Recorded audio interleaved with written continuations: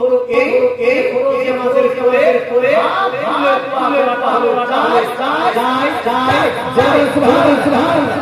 ফরজ নামাজের পর সম্মিলিত মুনাজাত করা যাবে না যাবে না?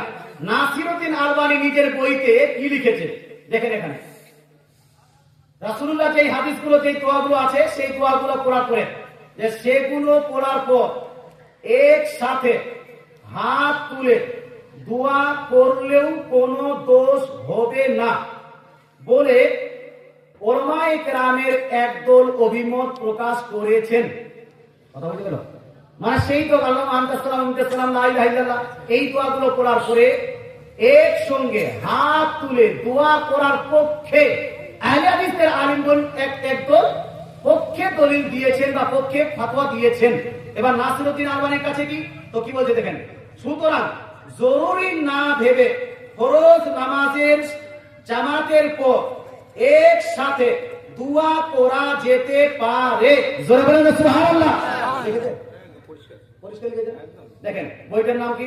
রাসূলুল্লাহ সাল্লাল্লাহু আলাইহি ওয়াসাল্লামের নামাজ, প্রথম খণ্ড দ্বিতীয় খণ্ড, মুহাম্মদ নাসিরউদ্দিন আলবানী।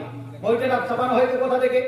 একদম আপনার এই দেখেন Mina book house, books and computers complex. এটা হলো বাংলা বাজার, ঢাকা। ঠিক আছে, এটা তো আমি ছাপাইনি ভাই, ছাপিয়েছি আমি। বইটা কার? ধরবে না বইটা কার? নাসিরউদ্দিন আলবানী, আহলে হাদিসের সব থেকে বড় মুহাদ্দিস, যাকে এরা মুজাদ্দিদ পর্যন্ত বলে।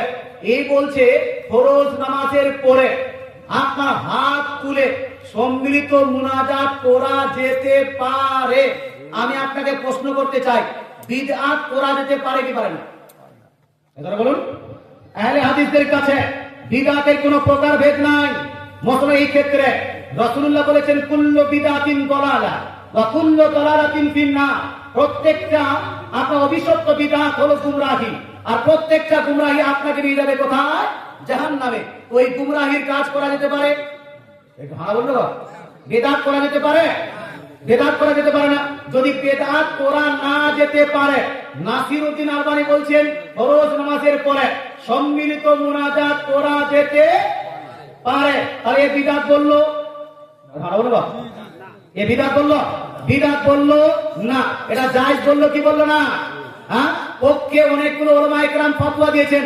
নাসিরউদ্দিন আলবানী নিজেই আপনাকে জায়েজ বলেছেন।